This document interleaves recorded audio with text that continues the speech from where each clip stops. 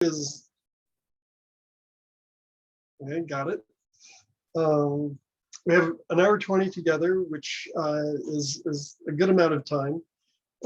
So I'm going to be pretty informal in this, and people can ask questions as they go, or we can hold to the end. Whatever people want to do, we'll just play it by ear here. So today we are talking about open source voting software and voting technology in general. What I hope everyone will come away with today is a better understanding of the different voting methodologies that are out there and how they are implemented in software, and also what free open source software is. The reason this is important is that if we don't have integrity in the voting, then we don't have democratic elections, and everyone understands why that's not great. So, the first question is, why don't we just use OpenVoter or whatever free solution is out there on the internet? The issues with that include anonymity. These people who we don't really know who they are typically have our emails, they even have our voting records. We don't know what their code actually does, so there's no transparency into that. And then if we need to do an audit, how do we do that? Because we can't really get at the internals of how these systems work. And then there's the issue always with elections of bad actors. Whether it's hackers or infiltrators, we have to assume that there are people that are going to break into us. It could just be disruptor people. These are the kids that give out the password to their teachers' Zoom meetings so that people can Zoom bomb them with pictures of porn. Then we've got people that are crooks, that are mobsters, phishers that are trying to convince people that they're their bank and to get people to log in and give their banking details. And there's also opposition parties. The Green Party in particular has had a lot of trouble with being infiltrated by a particular party. So we have to assume that they're somewhere in the vicinity. And then of course there's state surveillance that our own state or possibly foreign actors want to monitor us and possibly disrupt us. So all these things make systems that we don't control not a great choice, because it makes it pretty easy for all these things to go wrong. So I'm going to talk about my personal voting experience. Back in 2020, I ran for mayor of Beverly Hills. It was my first experience as someone running for office. And anyone who wants to understand our voting system or activism or anything about politics, I would strongly recommend that you find a local office, either your city council or your school board, and run for office, because whether you get elected or not, you will learn so much about how our electoral process works that is not taught and is different from what people generally imagine it to be. So California, Los Angeles in particular, is very progressive, created its own voting software, because all of the voting software that was out there had questionable ties. Most commercial voting software is backed by corporations that actually back the Republican Party. So Los Angeles County said, well, we'll build our own and we'll make it open source. So in the election, the Secretary of State, just by luck, picked me to be first on the ballot. And even though VSAP had done studies that showed it didn't really advantage you to be first on the ballot, the Beverly Hills City Council and the incumbents were horrified that I was first on the ballot, and immediately launched a lawsuit to try to roll back electronic voting. They don't want a non-incumbent on the number one on the ballot ever again, but they can't put that in the lawsuit. So what they said it was is that there's flaws in the voting system. And no voting system is perfect, but the city council is so ignorant of how voting systems work that they're not really qualified to make that judgment. So anyway, that's what's going on. That lawsuit is ongoing. They're still trying to roll back electronic voting. The incumbents, on the other hand, are backed by hedge fund and gentrification developers. They have unlimited campaign finance. No amount of money that I raise could not be doubled by them. They spent $20 per vote received in the election. So for every vote that they got, they campaigned with $20. Okay. I also had an experience with voting within the Green Party. So I ran for Eco Action Secretary, and I wasn't actually keen to be Eco Action Secretary. It's kind of a lot of work and not a very glamorous job. But I wanted to know firsthand how the Green Committee voting system worked. And so the only way, having had the experience of running for City Council, where I learned so much about things not being the way I thought they were, I said, well, I should do this again, but this time internal to the Greens. And the other thing about it was that it just kind of stuck in my craw to have an election that on a committee that I was a participant in and have candidates running unopposed. That's not an election, that's an appointment. So I was shocked that my opponent was hostile to my running, that he became indignant, considered it a personal insult that I would run against him. I wasn't that aggressive an opponent. And then the election itself was very interesting. All the votes except for the chair who endorsed my opposition candidate were invalid because the chair botched repeatedly the directions to voters on when to vote and how to vote. And it was just a big mess. Some people were quite upset. I wasn't upset because I had gone just to learn how our voting system worked. And so I declined calls to rerun the election. I said that, even though it was only, I forget, it was 1 or 2 votes that were considered valid that made my opponent win, I was like, that's fine. I had learned what I came to learn. And we ran another election a few months later, and as a result of lessons learned, it was much, much better. So we did learn from this experience. So let's talk about voting methodologies. There are more than the 6 here that I've listed. I only found out about star voting yesterday, as a matter of fact, from someone in the Green Party. But I'm just going to go through these because unless you run for election, I was unaware what all these, I'd heard of these, but I didn't know what they meant. So, with blackball, that just means it's going to be unanimous. And oftentimes in committees or private clubs or things like that, we have blackball elections.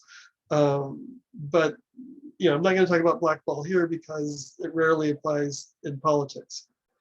So then we have ranked choice voting, which is what's endorsed by the Green Party. It's in all bylaws. And then there's first past the post, which is the voting system that most of us are accustomed to and is the dominant voting system. Then there's star and approval voting, which can be thought of as simplified ranked choice voting systems. And there's downvote, which is what the internet uses. And I'll talk about each of these in turn. So here's ranked choice voting. At the time that the Green Party endorsed it and said that we needed ranked choice voting, it was rare. There were very few places that had ranked choice voting. The thing about ranked choice is that you rank all the candidates, and as candidates fall out, the rankings change. There are multiple rounds of tallying the votes until you finally get down to who the winner is. And when the voting isn't close, it really doesn't give any different result than first past the post. But when voting, when it's a close race, RCV can flip the vote. It can make a big difference. An issue about RCV is the complexity of it. It makes audit difficult. And I can't imagine what it would be like in Arizona if that was not of an RCV vote. I mean, they can't even audit an FPP vote that is 10 times simpler. Then we had RCV roll out in New York recently, and that was botched, and doesn't really increase confidence. And the biggest complaint I have about RCV is that it hasn't elected any Greens. I'd just like to see that it actually works. Proponents of it say, hey, we just need to keep trying. It's too soon, and they could be right. I don't know. So here's first past the post. This is the traditional winner takes all. California state elections are actually top 2 first past the post. I'll talk about that a little more in a moment. The top 2 candidates go in a jungle primary. It's a primary open to all, and whoever the top 2 vote getters are in the primary, they do a runoff in the general election. Now that's at the state level. Local elections are open to all comers and are nonpartisan. When I run for city council, I'm not supposed to say what party I'm from, because that's actually a violation of the California state constitution. We're all supposed to be, here for local constituencies and not supposed to be a party mouthpiece. So that's how California works. So it's very interesting, the history of California top 2 voting. Back in, I think it was 2003, Green candidate Matt Gonzalez, got on the ballot against Gavin Newsom, who's now our governor. And Newsom just barely won. If a little more effort from the party might have flipped that election. And after he got reelected to mayor, he then ran for governor and is now our governor. But I can easily imagine an alternative reality in which Gonzalez had won San Francisco in 2003 and would now be governor, and we wouldn't be actually having a recall of Newsom because he wouldn't be our governor yet. Okay, so here's star voting. This is a solution that people came up with that said that ranked choice voting is too tough because it makes you really know who all your candidates are, and no one has the patience for it. So what this is doing is saying that here's my least evil choice and here's my favorite choice. Make it one of these guys. So it's like it's sort of a top 2 ranked choice system, if you will. And then approving voting is also similar to RCV. In this system, you just vote for all the guys that would be acceptable to you, and then whoever gets the most votes wins. You can vote. In my city council race, there were 6 of us running. You could vote for 3 of us, and even though there were only 2 seats, the 2 who got the most seats would have won in an approval voting type of system. Not that that's what we have in California. I'm saying this is another voting system that is in a few places. And then with downvote voting, this is how the internet deals with toxic content. Just everybody downvotes it until Facebook kicks them off or whatever. And this hasn't been tried in the political system, but I think is very interesting, because one of the big problems we have with the American voting system is that disaffected voters won't vote. They won't register to vote. They won't go to the polls because they feel there's nothing for them. But if we had downvote voting, maybe they would come to the polls because they really dislike a particular candidate and would come just to vote against that guy. So, especially in recent elections, we've had that situation. And the other thing that would be great if we actually had downvote voting somewhere is it would stop protest votes being misrepresented as some kind of mandate. That when people come out to vote for their least evil candidate, that candidate can't turn around and say, see, everyone backs me, I'm popular. Okay, so now I'm going to switch gears for a second and talk about free open source software. I've been involved in this for decades. I wrote a column at a magazine about graphics. And while writing that column, I heard about some software the film industry had developed and decided to make open source that's now called Cinepaint. And the Cinepaint software is sort of like Photoshop, but for movies, and was used in the Harry Potter films, Lord of the Rings films, Too Fast, Too Furious. All kinds of films have used this software because it's free. You just download it and it's yours. There's an IT cost to maintaining it, but you don't have to buy it to begin with. And so, I have a lot of experience with free open source software. And then I've also been a Linux systems admin since the 90s. And Linux is what powers the internet. It's probably what's powering, I would assume it's what's powering this actually this Zoom call that we're on right now. So let's talk about open source voting software. I came across the Green Vote source code on the Green website. There's a link buried somewhere where you can find the software. And I said, well, let's put this on GitHub and make everybody aware of it. Offer it get it where people will find it. GitHub is the largest open source software hub. So it's where people kind of look first if they're looking for some kind of open source. So I put green vote on, and then people said, well, don't just do them, there are these other open source. So I said, okay, well, I'll take everybody. So there's demo choice, there's CIVS, which is more of a university system, there's every election. And I'm not endorsing any of these. I'm just saying, here they are, come enjoy, help yourself. And also I'm trying to get VSAP. VSAP has been promised to be open source, but it hasn't been open source yet. But when I'm on the committee and I'm trying to get it done, so when that is available, we'll have that.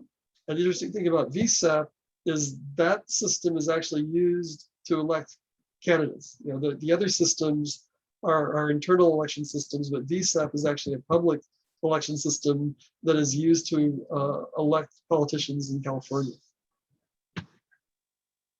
Okay, so here are some desirable voting capabilities. We'd like to have identity. We'd make sure that people are voting who are allowed to vote. And a lot of people get messed up in this because they're used to ID being an ID card, of having identity be some document that proves who you are. But the way that voting systems work, because we want to maintain anonymity, is that we keep a list of who all the voters are. And as long as people have registered to vote and show up, we just take their word for it that they're voters. And we look for people that vote twice, because that would mean that someone, that there's corruption in the system. And because of traceability, in general, those people get caught. It's not generally feasible to cheat in elections at the voter level. At the ballot box level, cheating is a big concern. That officials would manipulate the ballot box is where voter fraud comes from. That 100 people show up and double vote, unless the election is extremely close, it makes no difference at all. And so there are very few people that even will attempt that. It's like people who expect to win the lottery. So then usability, we want people to understand the system. We want reliability. ACID means that we have data security, that if the system crashes, we still have the data. And blockchaining is another way to ensure that data is not tampered with later. Blockchaining signs each vote as it arrives with the votes that have already been laid down. It makes it very difficult to reach into a voter database and to reach into a vote database and change the votes, because none of the blockchain signatures will match anymore. It'll be obviously tampered with. And then security, we need some way of dealing with any fraudulent ballots that we do receive, and a clear process for resolving them. And then configurability, we want voters to be able to review that their vote was cast as they expected. They need some sort of paper receipt or something equivalent to a paper receipt, so they can check that their vote is actually what they said it is, and that it wasn't switched at the ballot box on them somehow. We need that either the voter can or cannot change their vote after it's cast, and if they can change it, we have to be very careful how that works, that it doesn't introduce voter fraud. Then, the double vote thing, we have to deal with that the same way that we would with people that can change their vote. Those are all related. Technologically, these are the same problem. People that are dead voting, that involves clearing up the voter rolls and things like that. That's not really in the voting system itself necessarily. And then we need to decide whether we're going to let people see the vote totals as they go, or we're going to wait until the end before we reveal, do we want people to see how the vote's going, so maybe they come out and vote to change the outcome, or do we not want to show that because it influences the outcome? Either way can be an argument. We just want to make sure that the admin can't change the visibility mid-vote in a way that's going to skew the election, which is what happened to me in the committee vote. then we need to have our auditing methodology, and then we have to choose our actual voting type. How are we going to hold the election? And so ideally, a voting system would support every type of voting system, so that we can pick whichever one we choose to use for the election. And that is it for my presentation. I didn't see any hands raised or anybody barge in, so I guess I'll open it to voting now, or I'm sorry, open it to voting. Open it to comment now. Is everybody still with me? Yes, we're right here. I think in the chat, someone mentioned something. I don't know if you can see the whole thing there, Robin. Oh, wait. If you wanted to comment on that. Now I see it. I didn't see that someone was on chat because I had the window in front of it. Yep, no problem. Okay. Okay, so I'd feel more secure with hand-counted paper ballots. Well, that's fine when there's 100, 1,000, or 10,000 ballots. But when we get into millions of ballots, it gets pretty ugly having hand-counted paper ballots. And in the in the Gore election, a lot of paper ballots vanished, and we had the butterfly ballots. Paper ballots have a lot of problems themselves. It's not that simple. Paper ballots face a lot of the problems that software ballots face. They're not immune. The great thing about paper ballots is that it's you feel like you're sure that it was voted the way you thought you voted. But that's why we need receipts. And even with paper ballots, it would be better if we had receipts to make sure that the paper ballot is even what you thought it was. When you vote in a paper ballot, typically they don't give you a copy of your ballot. So there's no way to check that you didn't make a mistake, after the fact in voting. It's like, well, gee, I thought I voted for that person, but did I really? Well, you can't check. Okay, and how do we vote every week with billions of people and have people with that job? Well, I think American Idol is maybe our best example of doing that. They hold an election every week with a very large number of people voting, and so technologically it's available. I don't know that I would adopt the American Idol voting software, but we can certainly do it. We can certainly hold worldwide elections with voting software that would be impossible to do manually.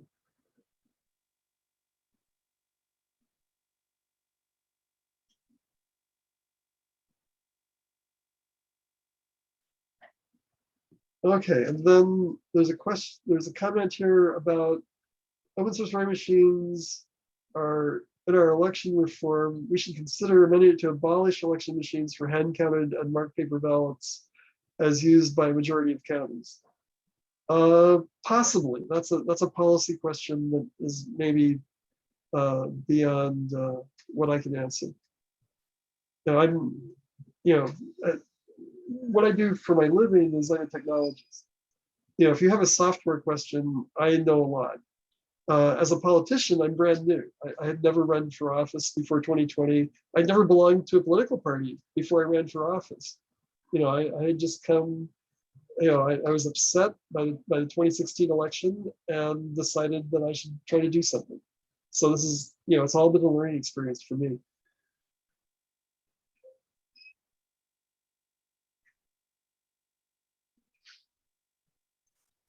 Yeah, and here in the chat, it's talking about that you can't track your paper ballot, which is what I just mentioned.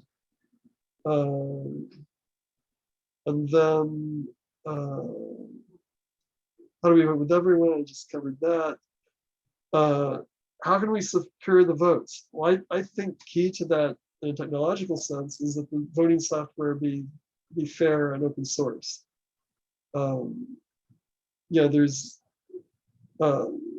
We know that some of the past electronic voting systems are bad. The electronic voting system that preceded VSAP in California was decertified as being clearly capable of being hacked. And so, it's easier to ascertain these things when you can look at the software's source. We can see what people actually did instead of, empirically where, people try to hack into the system and see if they get in or not. And that empirical process is really rough anyway, because in many states, it is illegal to try to hack election software, even if you're a research scientist who has no intention of breaking into an election, but is doing so to verify the integrity of the election software.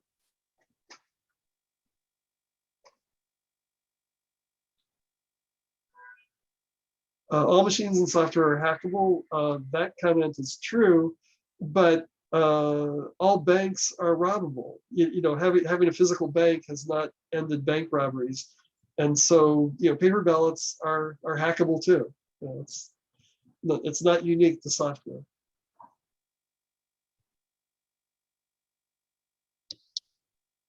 And here's a comment saying we need to have more judges at elections, and I would agree with that. As a country, we're not very respectful of election judges. When countries that we don't like the regime say that when independent judges find that the voting was actually done legitimately, the United States says it's not valid, and we're going to blockade Venezuela, and we're going to say that someone else won the election who didn't even run. And in our own election, we're not very welcoming of international observers who question certain areas of our country and whether the elections are actually being run legitimately. So yes, more independent judges, preferably international, so that they're neither Republicans nor Democrats nor any American party. Okay, now I've got a chat that says many examples of open source systems have major vulnerabilities that go undetected for years. Well, yes and no. The interesting thing about open source software, these vulnerabilities can lurk forever potentially. I mean, the vulnerability could be written with the very first line of code, and it could be so obscure that people don't see it for a long time. But with more eyeballs on it, you catch these things. It's much easier to detect, something is wrong when you can look at the source code of the actual software. That's why free open source is so important. But it's not a panacea. It doesn't ensure that there'll never be a bug or a security vulnerability in the software. It does get things fixed a lot faster. When bugs are reported to commercial software vendors, it often takes even years for that to get repaired. But when open source vulnerabilities get reported, there tends to be an extremely rapid response, because the users, the people that depend on it, are the people who repair it.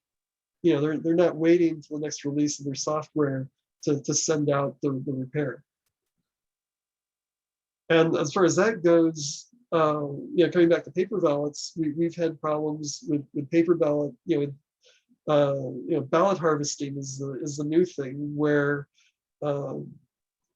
I sat in on a Republican canvassing session, and they were advising Republican canvassers to go to churches and other organizations and get seniors to give them their voting card and fill it out for them.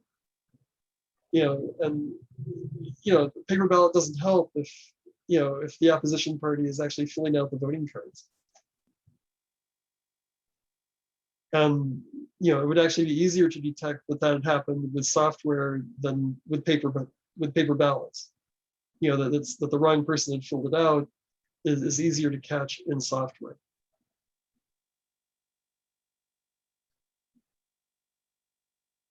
Okay, and then the point is made that that intelligence agencies all over the world are engaged in cyber warfare against us, and that's even more reason to have free open source software, because that is what they use when they want to resist being hacked by other parties. The NSA developed their own version of Linux that's more secure than the standard version of Linux. because they don't trust Windows or any of the other stuff. And of course, those of us that track how the US meddles in elections, for the most part, has not been electronic voting. The meddling has been in paper elections. Okay, so here's a question of how can open source software, how can we be sure that it was actually the right software that was used to collect the votes? So there are people, there are hacking conferences where people show up and there are prizes for people hacking into systems. And as soon as they can get their hands on it, they're going to want to try to break into these systems. And so, they will list all the vulnerabilities because it'll be a point of pride to them. Now, there are black hat hackers who will do this and not tell anybody. But for the most part, people want to brag about breaking into these systems. So, we should let people try to hack it, because most people that are doing this are not the mafia, are researchers that want to make software more secure. The more people try to hack it, the better we get at resisting people hacking into it. Now, the specific question of how do we know that that software was used and it wasn't swapped out by somebody, that comes down to, do we trust the people at the ballot box? That's the same question of, well, how do we know that the ballots that were put in the ballot box are the ones, the paper ballots are the ones that were actually put in the ballot box? Maybe they just got a bunch of blank ballots and filled them out themselves. And software can help with that, but it doesn't have, an unbreakable solution. At some point we have to have somebody who has some level of trust. But traditionally at the ballot box, the way we've done that is that we've had local parties sitting there to make sure that there isn't any hanky-panky.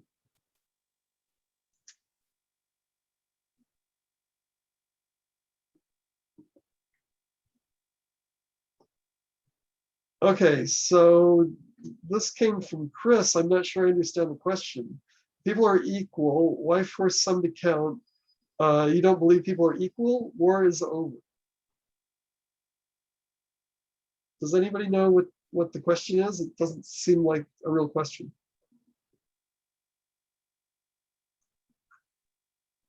Or am I being Zoom bombed and I don't get it?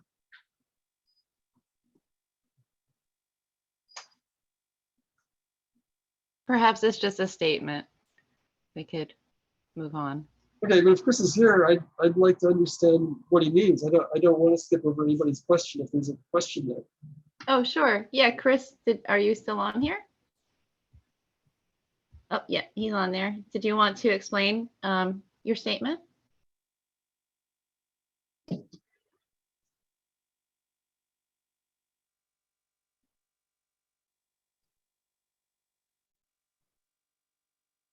Okay, well, we'll come back to Chris.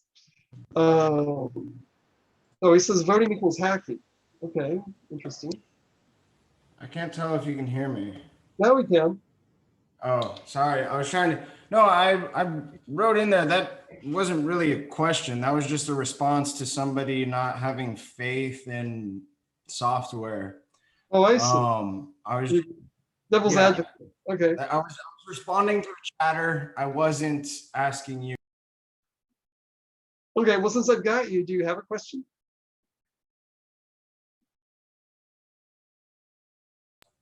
Nope. Oh, okay. Well, What's your contact info? That's all. The easiest way to get me is on LinkedIn. I have 21,000 LinkedIn connections. So if you just search my name on LinkedIn, you'll find me instantly. If you want to email me, it's robin@robinsrowe.com. So it's just my first name, my whole name.com.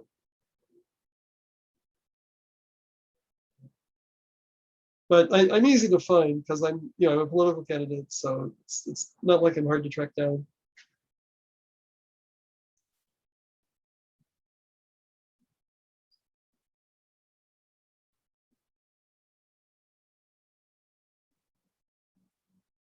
Okay, and then Tina mentioned that DARPA is developing an open source voting system. I was a DARPA PI, and I haven't heard of this. Tina, are you here? Can you tell us more about the system? Yes, I'm here. The link that I shared a couple of times in the chat is quite extensive about specifically DARPA and their hands in the open source voting that's happening at this point. So, so are some of the quotes that I put in the chat. And I've worked with the top election integrity activists across the country for the last 5 years. I do not claim to be an election integrity expert myself, but I have worked with them, and I am on a list with them. And there are major, even though it's open source, there's a lot of problems with anything that is not hand counted and hand marked. And the problems with hand counted and hand marked paper ballots are much fewer and much more accountable than anything electronic or machine that we can do. And most of the major countries, France, Canada, I mean, I gave you a list. There's a huge long list of countries that hand count, and it is possible to also hand count ranked choice voting. We just have to do it on smaller scales than we do now, more locally sourced counting and organization, and more hands on the process. And you count it and you report it right there. You don't send it to central tabulators, because even if you have an open source, it goes to a central tabulator, which then can be hacked itself within the central tabulator. So the electronic voting is full of manipulations, and that article is very extensive. It also references information through WikiLeaks Vault 7 that's been revealed with voting and the CIA and all of that. So anyway, I don't want to take over your thing, but I just want everybody to be aware that I really think we need to amend our platform for hand counted, hand marked paper ballots. Thank you. Okay, so I haven't looked at the link yet, and I'm not going to do it on our time here, so I can't comment directly. But for what it's worth, I was a DARPA principal investigator. I designed our crisis detection system for national security. So I think I know what I'm talking about when I say this stuff is pretty good and secure. But I'm not making any guarantees. I'll go look at what Tina has given us and see what we find out there. I do know that everybody wants to hack everything. That if people can manage to hack things, it's much easier. Because of the things that Tina mentioned. If you can manage to get the high ground, if you can manage to take over the top of the system, then in theory you can do anything. And that's why NSA created their own version of Linux that even the systems administrator on the system can't get your home directory. These can be addressed.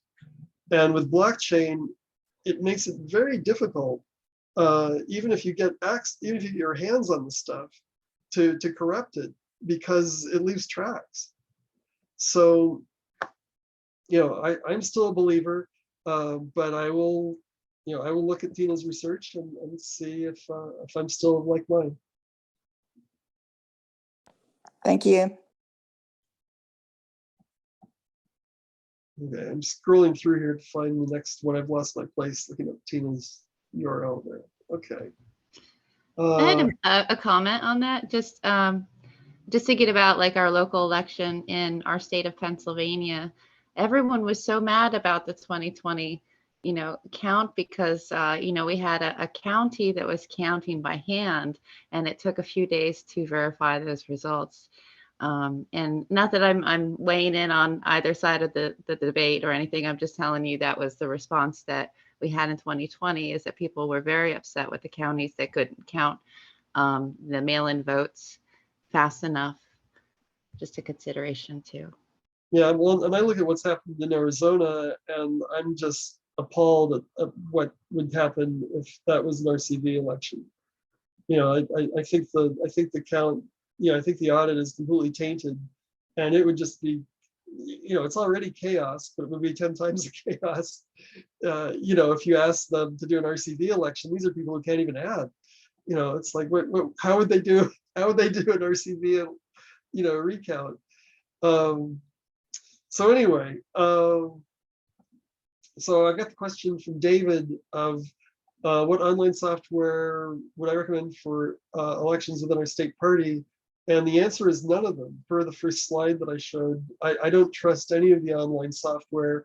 The cynic among us is going to say that software is operated by the NSA. That we're signing up for surveillance to join that system.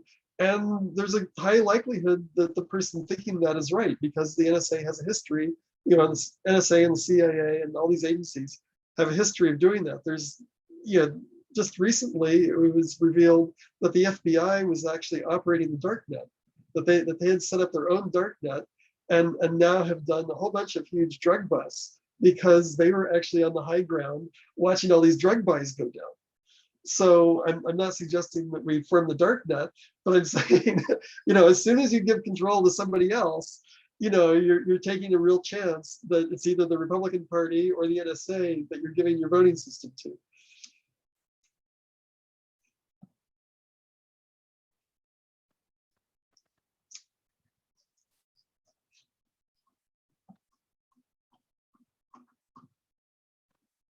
Okay, and then I've got another link from Chris about it.echo. What's this? Yeah, actually, I can talk about that a bit. The nonprofit Eco Media I've been working on for like a decade. Started working on it to bring environmental groups together at Cal, UC Berkeley. But I guess really it's like made to be the universal homepage. So integrating all the resources of the internet into one user-friendly platform, and well, utility, the dimension is pretty much just our transactions and our data.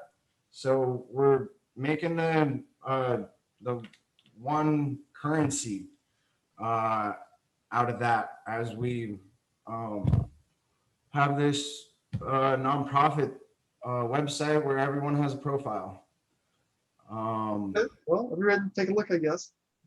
Yeah, well, it hasn't, I haven't gotten it up and running, but like I said, it's been a long time coming. So if you have questions, I can say more. Okay. And then we've got a note here from Cindy that she can't trust anything from DARPA, which would have to include me because I worked for DARPA, decades ago. So you can't trust the thing that I'm saying, that's for sure. The problem with having that sort of approach to things, I understand where Cindy's coming from, but the reason I ran for city council is that I wanted to see how things actually operate from inside. And the thing that I really took away from that process, because I didn't win, I came in mid-pack, which wasn't enough to win one of the 2 seats. But I found that I had changed the outcome, that even just by running, I had made things better for my city, that there had been policy changes, even though they thought they were terrible when I suggested them, somehow they became much better when other people suggested them. And so, I think we should listen to everybody. The thing about open source, I wouldn't trust closed source from anybody, including DARPA, no matter what. That's, because you can't audit it. You don't know what you're getting. But with open source, it's possible. Not necessarily that it happens in the best way, but it's at least possible to audit the software, to go through it, to say, are there back doors? Are they doing something nefarious here? It's much, much harder to hide with the lights on than the lights off. So, if DARPA provides us something that's open source, we should look at it and see if it's sound. If some other company that we've never heard of is giving us something closed source, we should presume that it's actually the NSA. And so, you know, if you trust the NSA more than you trust DARPA, then, you know, okay, good.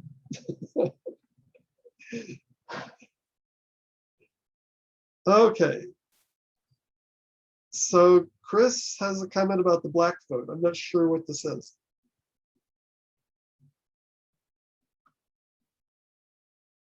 Oh, I was just joking.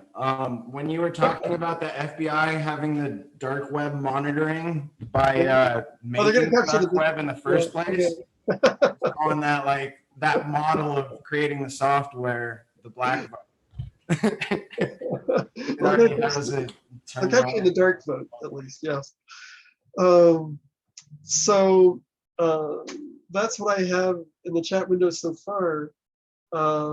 You know, we still have a good bit of time here. Don't be shy. You know, throw something up there because, you know, to me, I'm reporting what I already know. The value of this session to me is what you guys know, what I don't know. I hadn't seen the link to, you know, that was referred to in the chat message. You know, I'm looking forward to looking that up. I wasn't aware of the star voting system until I presented my deck to the Green Party, and they said, you know, there's star voting too. So, you know, I'm very appreciative of everyone here helping me be educated.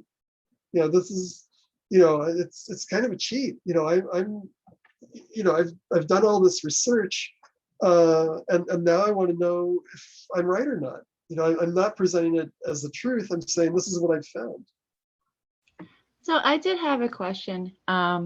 When you talked about running for secretary and Eco Action Committee, how have you seen what were the kind of changes that they used in the voting systems? Where did they come from and where did they go? I think we flew by that pretty quickly, but I was interested in knowing how that progress.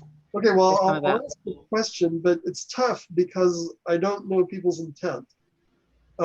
In politics, the thing that I've discovered is that when people are incompetent in their favor, that usually means that they're not incompetent. So I'm very skeptical when people say that they made a mistake or whatever. You know, what happened was I had been in conflict with the chair of that committee for some time. And conflict is maybe a strange word because, you know, in a lot of the forums in the Green Party, there's a lot of hostile debate. And I'm a research scientist by trade. I only really care about facts. You know, I don't care about someone's religious belief or where they came from or anything. I just want to know, you know, is what we're looking at a realistic number? You know, what results did this get? And for many people, they take it personally. They feel that I'm attacking them, not their statement. And so the chair of the Eco Action Committee was very articulate in her position. I was actually very appreciative that she took so much time to explain to me her position, even though from my standpoint, it was obviously very, very mistaken.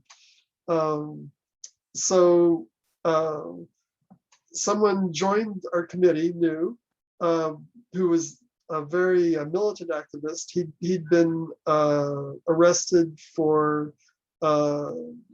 fomenting insurrection at rallies. You know, whether that's true or not, there were pictures of him jumping up and down on police cars. You know, it was, you know, he was that kind of activist. I'm not judging. You know, I was like, okay, you know, it takes all kinds. So he decided that he wanted to be secretary of the organization. Now, I thought he was a really strange choice because the secretary really is a secretary on that committee. They mostly just take notes. They don't really do anything interesting from an activist standpoint. And, but like, okay. And so then I was like, well, I've never experienced a committee election. You know, I should run against him just so he has someone to run against. He's probably going to win it anyway because people know him. And he hasn't been fighting with the chair of the committee. I mean, you know, I think he's going to win this. But I will run just so I know how the election process works. And so in the bylaws, it said the election had to be run a certain way. And I hadn't read the bylaws closely. So when the vote, when the committee chair announced how the voting was going to be, she didn't give sufficient time. There was a lead time that was required by the bylaws for how long you get to vote. And she decided to shorten that we didn't need so much time. And I was actually okay with that, but technically it invalidated the election. And then the bylaws also required that the votes be public, that it be a public, that, we could take a vote right now in this forum. We could all say, everyone yay, okay, everyone nay, okay, we've had our vote, and we're done. And that was what the bylaws expected us to do. But instead, the chair said, everyone just send their votes to me by private email, and I will let everyone know what the result is. And I was like, no, that doesn't, no, that doesn't work. We can't, we can't just send them all to the chair and say, okay, what was it? And so that invalidated the election again. And then some people had publicly voted. So were their votes good? Well, no, because of the timeline that was, and so we just went, it was just the Keystone Cops. We just went through cycle after cycle of election foul up that I will never know if it was just, that people couldn't get it right, or that they were just messing with me. I don't know. So anyway, eventually the vote came in, and of the public votes correctly cast, there were just 2 votes, and they were for the opposition candidate. And some people were quite upset because their vote hadn't been counted, they'd been canceled and all that, and people were angry. And they demanded that I run again, and that I demand a new election and all this stuff. And I didn't think it would change the outcome. I had expected the other candidate to win the entire time, but it was interesting to me what we went through to get to that result. So I was like, no, that's okay. I concede. That's fine. He can be the winner. He can take all the meeting notes. I'm not going to fight for that.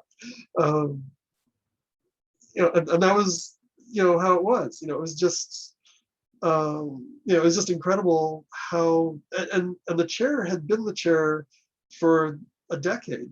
It wasn't like it was her first election. She couldn't say, well, it's my first time, I don't really know what I'm doing. I have no explanation. I don't know what happened there, but it was, the Arizona election was tame by comparison. That's all I can say about it.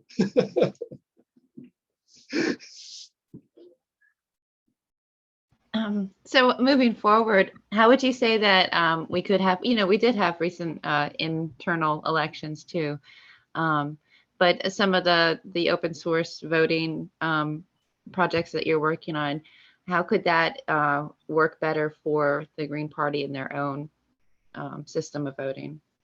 Well, I think every committee needs to be using the Green Vote software that we've developed. And the reason that they haven't is it requires more technical skill. It requires some IT work. It requires renting a server somewhere to host it on. And even if that's only $3 a month, that has to come from somebody somewhere. And there's just not the will. When I collected all these open source voting systems, I thought, oh boy, before you couldn't even find them. Now that I put them in a place that they're prominent, I will get people to join me and help me improve these systems. But it hasn't happened. People would rather use OpenVoter or whatever. They just don't understand that they're giving their data to the opposition probably when they do that. Nothing visibly bad has happened, so they're waiting until there's a catastrophe to, as is often the case in politics. But until something horrible happens, people think it must be okay.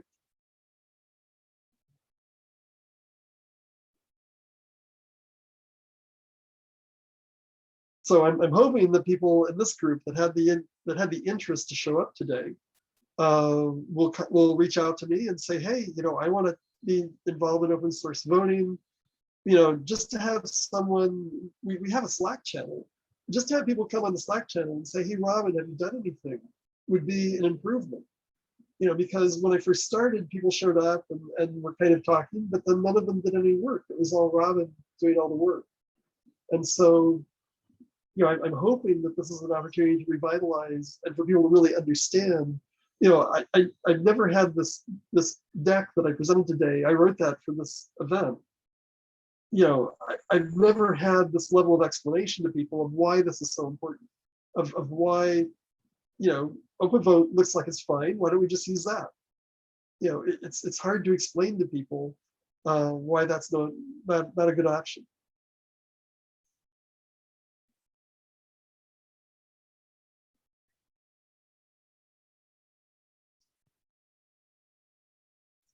Okay, and then Cindy is saying that ranked choice voting is on the rise, and you know that I'll agree with.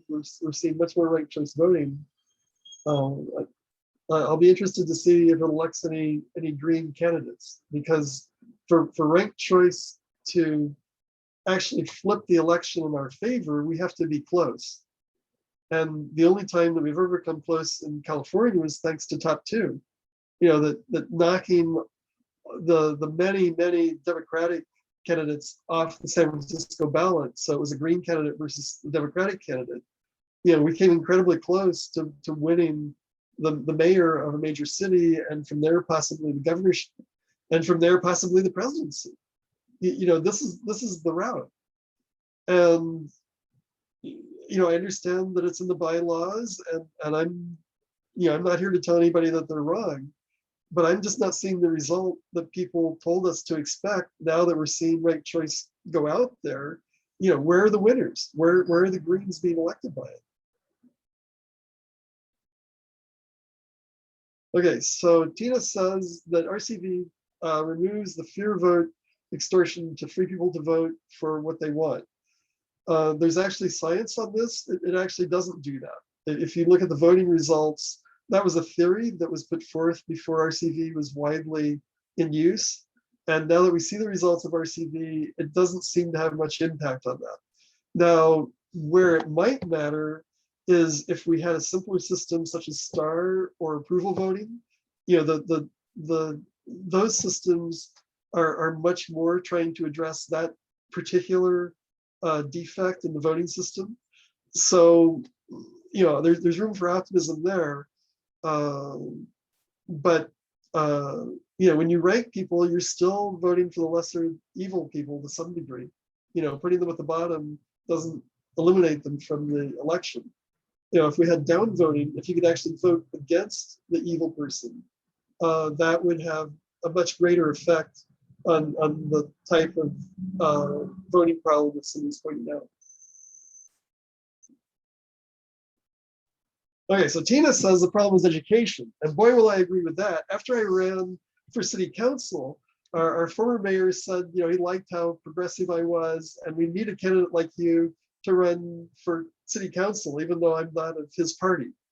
And so, you know, my politics are, I'll come back to Deborah. I didn't know I'd skipped anyone. But anyway, let me finish with Tina, and we'll come back to Deborah. So you know, the way that I ran for city council is that several people at City Hall that were on the city council said, Robin, would you please run for city council? And so I was like, well, if they're going to ask me, you know, I volunteer for everything. That's how I get on all these committees. That's how I do all this stuff. If somebody said, hey, Robin, you know, will you speak at the A&M? And I'm like, I'm there, I'm down. You know, what do you need? And so here I am. And so our former mayor said, you know, will you run for Beverly Hills School Board? And I was like, well, I'm not really, you know, I didn't go to Beverly Hills schools. I don't have a child in the Beverly Hills school system. I don't really know I don't know anything or anybody about the school system. And he said, well, yeah, but would you run? I was like, well, you know, you asked me, okay, I'm up for school board. So I ran for school board, and you know what I found there was amazing. The school board had redirected $16 million of school construction funds to go to associates of Trump to launch frivolous lawsuits to prevent the subway being built in Los Angeles.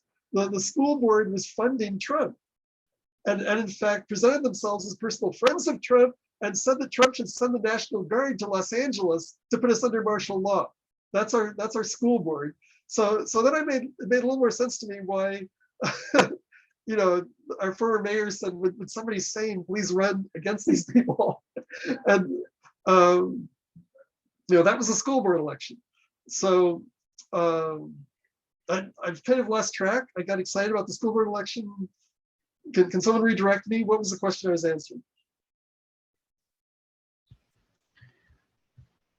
You were talking about RCV in the beginning and eliminating the fear. Oh, okay. Yeah, so then, go ahead.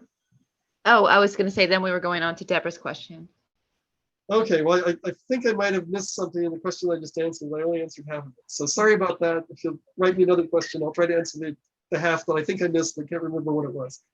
Okay, and so now we've got to go to Deborah. Okay, would open source voting software be a national, state by state, or county by county? Okay, so it's very interesting what's happened in California.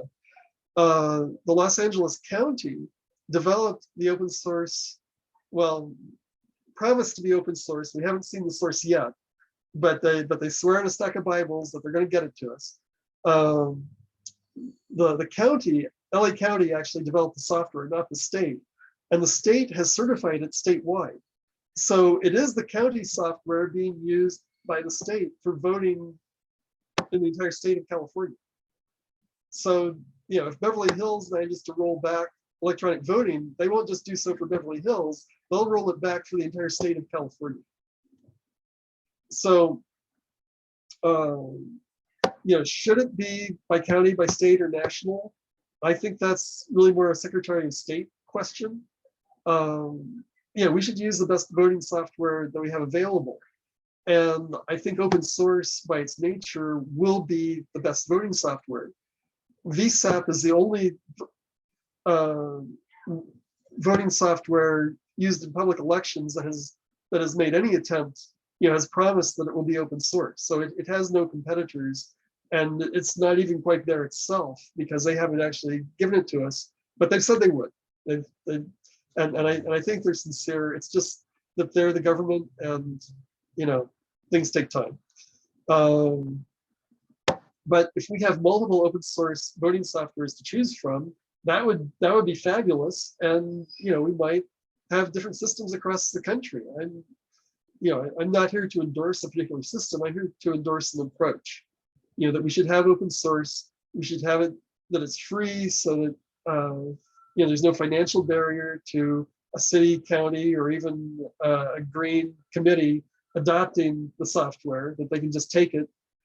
And you know, we should have the best. You know, what we have now is a whole bunch of closed source electronic voting systems, some of which we know are not very secure at all. You know, it's funny that the Republicans are complaining about all of the voting vulnerabilities that the Democrats pointed out in the prior election. You know, and when the Republicans were winning the election, all those vulnerabilities were fake news. But when they lose an election, all these things are terrible problems, and it's everywhere. So, you know, if we had free open source software, we would have a better window. That it would be harder to make these wild claims. And you know, when we have these closed box systems, you know, maybe Smartmatic is corrupt. Maybe the bold is in the Republicans' pocket. You know, it's certainly a believable argument, and we just don't know. You know, we haven't seen the source code. We don't know what software they're actually using.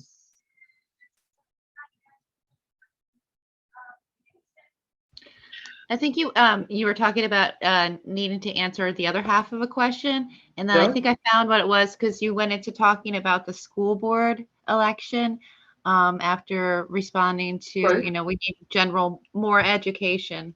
Oh, right, yeah, sorry, that's what it was. Right. Thank you so much. Now I've got the thread again. So I went down and campaigned at the school. Now I couldn't campaign as a candidate at the school. They don't allow that. But they had a, and rightly so, by the way. I think that that's a good policy. Well, I'm not sure it's a good policy, but I don't have a problem with it. We'll leave it at that.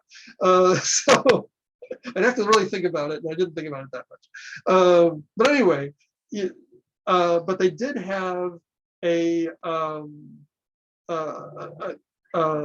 professionals day where they brought down people that, where they invited parents or leaders in the community to come down and talk to kids about, in my case, being a research scientist or a journalist.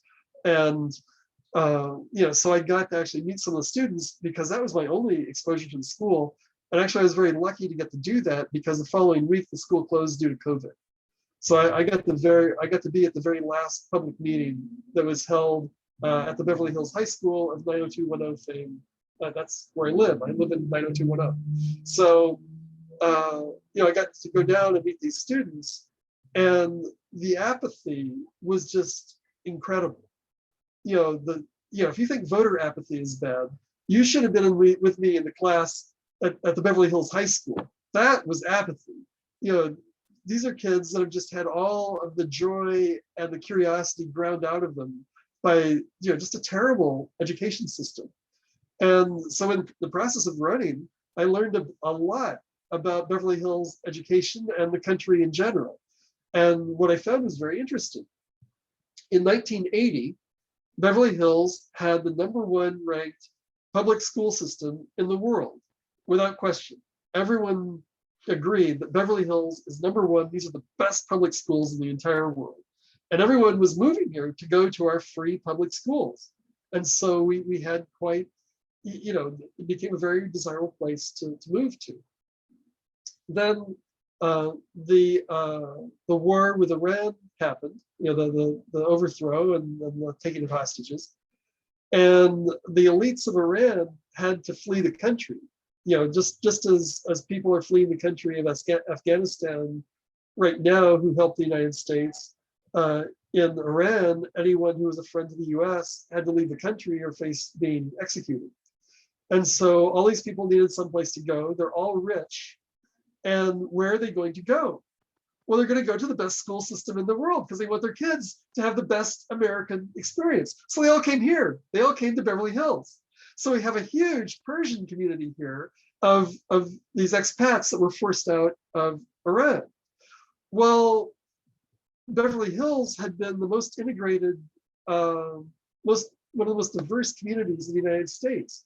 Hattie, who won the first Academy Award for an African American for her portrayal in Gone with the Wind, she lived here, and that was illegal at that time. There was segregation, there was redlining that she couldn't live here, and so this was the first court case against redlining where it was declared that you couldn't do redlining, that they couldn't tell Hattie that she couldn't live here, and eventually it served as the example when the case went to the Supreme Court and it was knocked down nationwide that we can't have segregation in housing, that you can't tell people what neighborhood they can live in.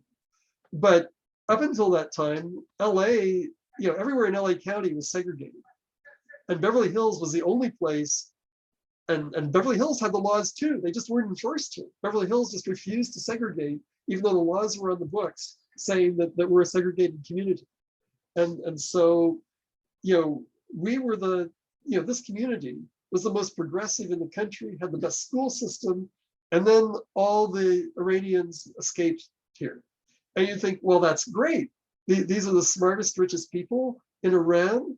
This is going to make Beverly Hills bloom even more. But that wasn't how people who were not Iranian reacted to it. A bunch of laws were passed to resegregate Beverly Hills. And so today, when I go to a classroom at Beverly Hills High School, everybody's white. All the Asian students are gone. We are a major Jewish community, so we have a lot of white Jewish students. But other than that, that's it. We have all the diversity is gone. And you'd be like, well, that's too bad, but maybe that's not so bad. But then look at where our school ranking went. In doing this, it creates a different vibe in the education system. When you start repressing people, the school system itself becomes repressive. So our school system that was number 1 in 1980 is now ranked number 52 in Los Angeles County. That's how far we've fallen. And the people that are running our school board say that that's a good thing, but the fewer students, the better, because they aren't able to cope. And so our school system, our public school system is more expensive than the typical private school in California. Our school system is so rich. We have $1 billion for 4,000 students. It's crazy. But it doesn't go to the students. Don't worry about that. The money is all shifted away to people who have nothing to do with education. So we do have a few minutes left. I think just going over to see if there are any more questions. Yeah, but before I jump off that, I just wanted to give the tagline of that. Please run for your local school board. What people do not realize is across the country, conservatives have made it their mandate to resegregate our schools. And the way that they're going to do this is by making the public schools so awful, so terrible on purpose, that they'll privatize all the schools and then they can control the segregation.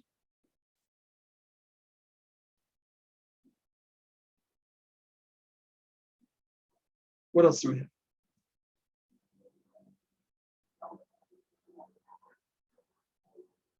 We have 5 minutes. Tina Stack. Go ahead, Tina. Yes, I did want to say that, of course, I agree with you that open source is better than what we have now. I don't want you to think that I don't agree with that point you're trying to make. We do definitely have corporate owned proprietary software election machines that we have. I did want to, in case you don't know, maybe you're familiar with Audit USA, that's about ballot image preservation and public counts. Not sure if you, but almost all of our machines, 80% plus across the country, you put your ballot into the machine and there's a digital scanner that takes the picture of the ballot, and the actual vote is counted from the picture that is taken by the machine and not on the paper ballot itself. Those are called ballot images. And the ballot images are a double security for our vote. And there's something that we could get our hands on now because they're private. There's no election, like personal election information on them, and they can be issued immediately for public counting.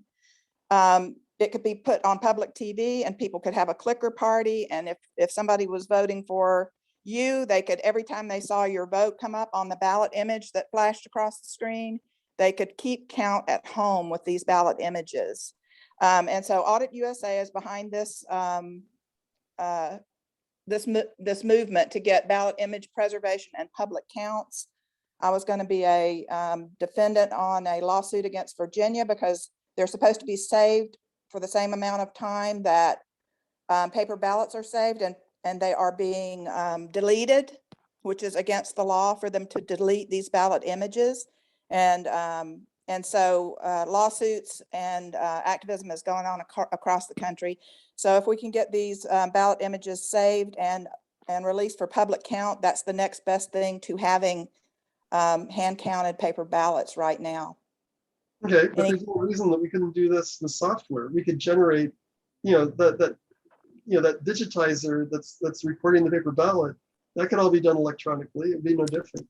The problem is when something goes into a central tabulator or goes through a machine, and Benny Smith is somebody that, and Black Box Voting, if you were to get in touch with them, or with John Brakey with Audit USA, they can explain to you why electronics are the problem and why paper ballots are what we must have, because they can be hacked in all kinds of ways, and the software can erase itself so you never find it. You don't even know it was ever there, and the votes can be changed, and then it's reported and we don't even know it at the end through the central tabulator. So there's all kinds of ways to get around electronics. But when you got the actual image of the paper ballot right there in front of you, if there's any discrepancy between the count that you get from the images, between what they report on TV, then you've got a reason for recount right there, where you can possibly get hold of those paper ballots. It's very difficult to get hold of paper ballots. Let me, we only have a minute here, but I want to put a scenario to you and you tell me how this is any different. So I go to the ballot box and I push a bunch of buttons. I vote electronically and it prints out a paper ballot. And then I stick it in the machine that you're describing and it scans it.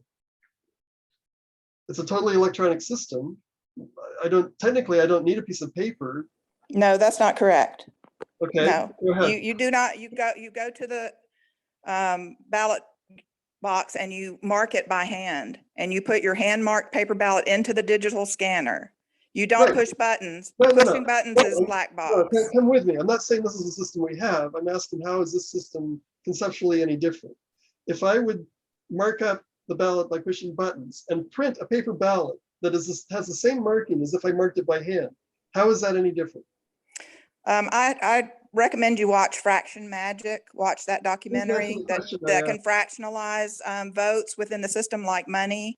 Also, it is totally different pushing. It's totally different pushing on a machine and having it calculate inside and spit out a ballot, because you don't know what it's really counted. It can print something different for you. So if you watch them, it's there. It's on the. Okay, well, and I'll be glad to send you the information anytime. So. We've left the region of science now. So, no. Thank you for your opinion, but as a research scientist, I can tell you. No, that is not true. I work with election integrity people that have been doing this for 40 years. So, no, it's there just because you don't know about it. Thank you. Okay, so that was a really interesting discussion because, this is kind of the issue that we have with politics. As a research scientist, I wanted to know conceptually how this is different from the other system, and the response was, well, research it yourself. You have to prove my contention is true. I'm not going to respond to the question of how is this different. And that's what's so hard about an election now. Putting aside the whole paper ballots thing, I'm done talking about that. But in running for election, this is very hard because most of the voters that I encounter are of that mind. I can't get them to answer a scientific question. They demand that I prove them right. They just want to hear that they're right. It makes canvassing very difficult. When I canvass in Beverly Hills, people will approach me and they'll say, well, if I'm not of the right party, they can't even talk to me. They can't even have a conversation unless I belong to their party. And I think we're at time here. We are at time. Thank you so much, Robin. This was amazing. Lots of information, lots to follow up on too, apparently. All of that is fascinating to me. I think, we appreciate the time that you took today to put all this together. And I'm looking forward to learning more about definitely some of the things that you're developing. Thank you again. And thank you to everyone that showed up today too. Thanks. Yeah, and I appreciate everyone, even the person that didn't answer the way that I wanted. I'm very grateful that you were here and talk to us. And I will look at the links that you gave. I appreciate everyone. Thank you so much. Thank you.